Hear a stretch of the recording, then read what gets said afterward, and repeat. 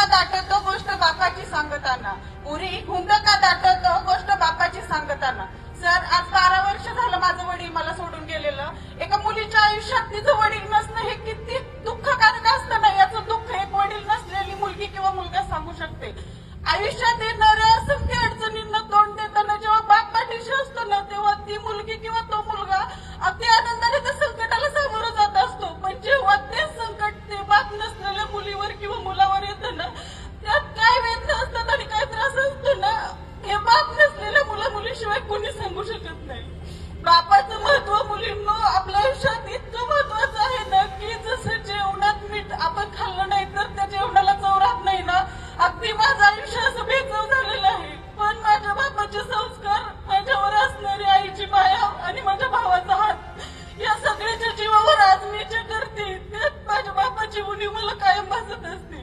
माझ्या बापाने मला जे दिलेले संस्कार आहेत ना, त्यातून मी समाजात जे काही नाव मिळवलंय, मान मिळवलाय, त्या सगळ्याचं श्रेय फक्त माझ्या बापाला जातं. जेव्हा माझ्या बापाचा ऍक्सिडेंट झाला, शेवटचं मी बापाचं तोंडही बघू शकले नाही, त्यावेळी माझ्या मनात राहून राहून हा विचार येतो की माझ्यासारखी कलंक कुणाला नसेल की शेवटचं तोंडही बघता आलं नाही बापाचं. आयुष्यातलं केवढं मोठं काय पाप झालं असेल माझ्या हातून मला माहित नाही, पण मुलींना खोटं सांगत नाही. तुम्हाला बाप आहे तर त्याची किंमत करा. आज मिठी मारली लोकांसमोर, तुम्ही जर दाखवण्यासाठी जर मिठी मारली असेल तर त्याला काडीची किंमत नाही. रोज बापाला मिठी मारा, त्याचे पाय धरा. बापासारखा देव खराच जगात कुठला नाही.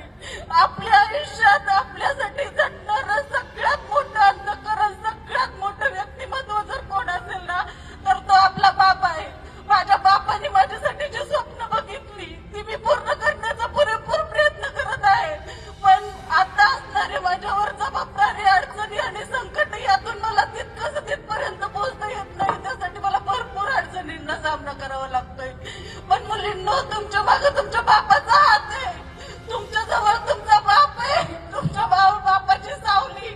तुम्ही तुमच्या बापासाठी त्याचं स्वप्न पूर्ण करण्यासाठी कायम झटत राहा आणि तुमच्या त्या स्वप्नपूर्तीनं तुमच्या बापाच्या चेहऱ्यावर जो आनंद येणार आहे ना, तो आनंद तुम्ही कुठेच कसाच विकत घेऊ शकत नाही. माझा बाप माझ्यापाशी नाहीये, कदाचित तो वरून बघत असेल, पण मला खात्री आहे की माझ्या बापाला गर्व असेल की मी माझ्या पोटी काय अशा मुलीला जन्म दिलाय की तिला माझ्या म्हणजे तिला तिच्या बापाची जाण आहे.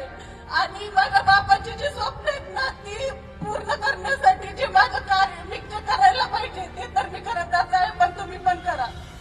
मला शेवटी बापाविषयी, आईविषयी पण बोललंच पाहिजे. बाप हा एकटाच घराचा करता नसतो. बापाच्या असण्यानं घराचं अस्तित्व असतं, पण आईमुळं घर पण टिकतं.